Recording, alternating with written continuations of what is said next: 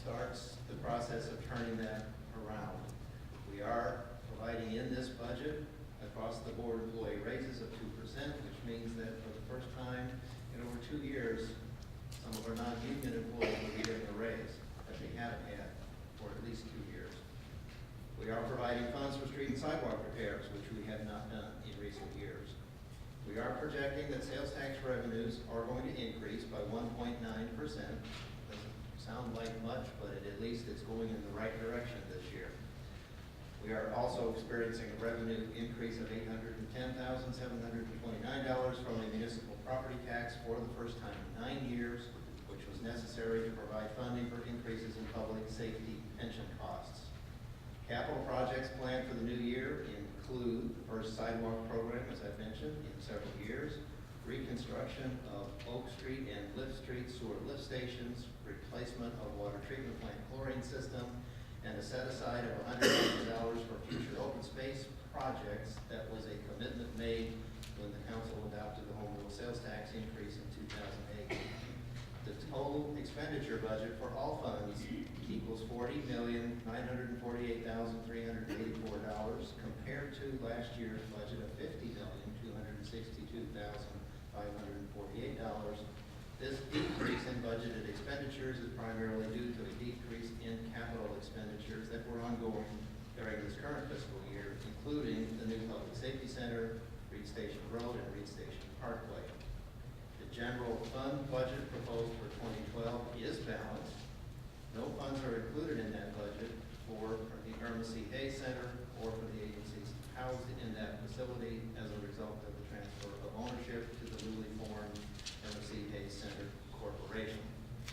I am proposing reinstatement of the position of Economic Development Manager, and I will come back to that in a moment. We are continuing zoning work on revising the city's zoning code to implement the principles outlined in the new comprehensive plan.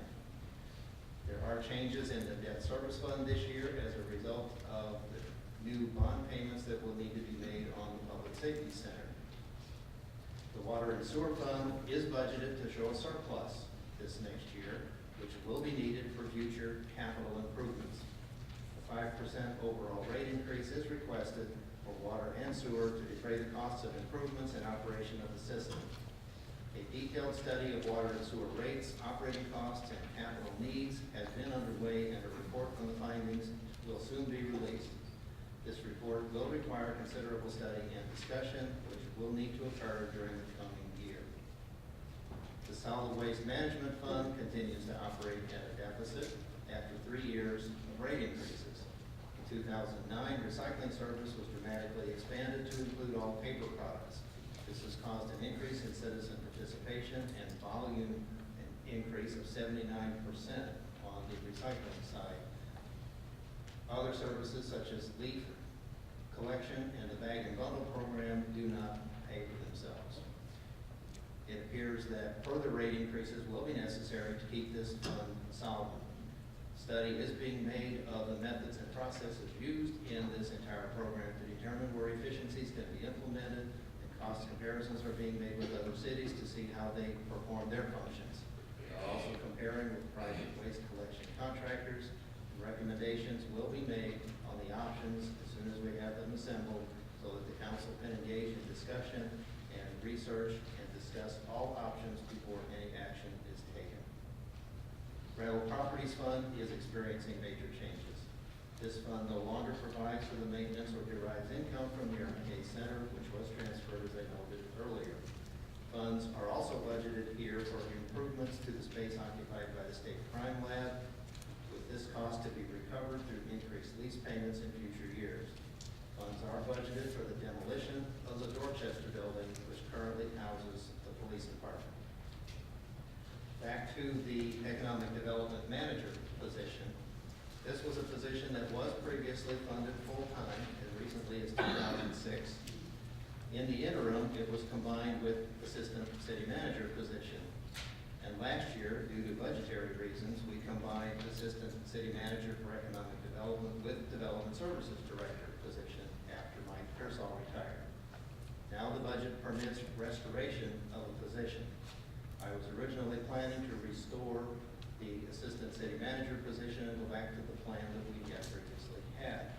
However, on further thought, it is my opinion that the greatest challenge facing this city is development and expansion of the local economy, and I'm recommending that we hire a full-time economic development manager so we can move forward and bolster our economic development efforts.